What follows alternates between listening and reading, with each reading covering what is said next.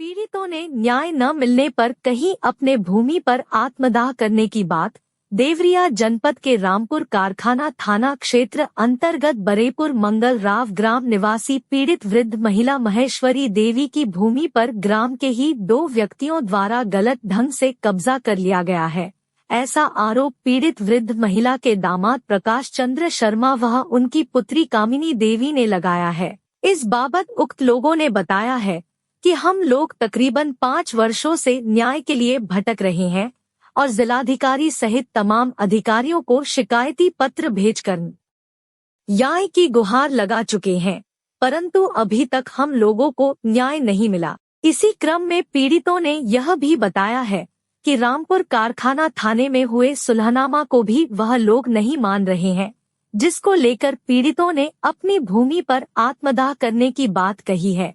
आइए जानते हैं क्या है पीड़ितों का कहना। संचार आज तक के लिए देवरिया से रजनीश भारती की रिपोर्ट।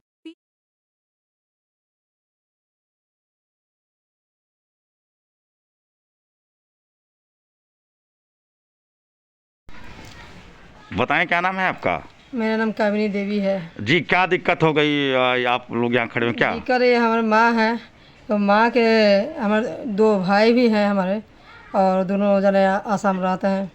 और यहाँ ज़मीन है बरेपुर मंगल राव में, ज़मीन को लोग ज़बरदस्ती और गलत तरीके से हड़प कर बैठ गए हैं। और इतना भी हम लोग कोशिश कर रहे हैं न्याय मिलने के लिए। हर जगह रजिस्ट्री हुआ है, हर जगह एप्लीकेशन दिया गया है, और अभी तक न्याय नहीं मिला है जी। हाँ। और तो चाहते क्या हैं आप लोग? क्या न्याय चाह रहे हैं, नहीं न्याय करेंगे तो उसी ज़मीन पर हम लोग जान दे देंगे।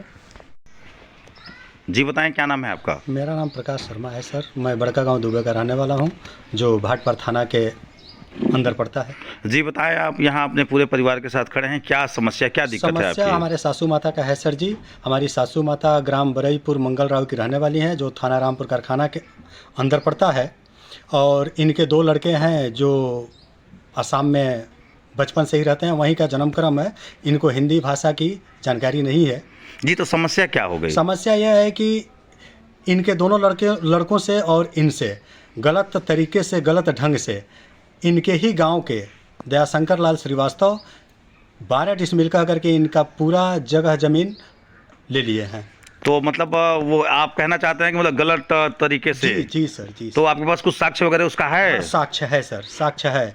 जब ये लोग हमसे कहे तो हम जो है किसी के माध्यम से डीएम से मिले, एसपी से मिले, तो डीएम साहब का आदेश हुआ कि इन लोगों को हिंदी भाषा की कम जानकारी होने के कारण इनका जगह ज़मीन जो है छल कपट करके बैनामा करा लिया गया है, लिख लिया गया है, ले लिया गया, हड़प लिया गया है। एसएसपी कृपया एफआईआर दर्ज करें। लेकिन अब तक सर एफआईआर दर्ज नहीं हुआ।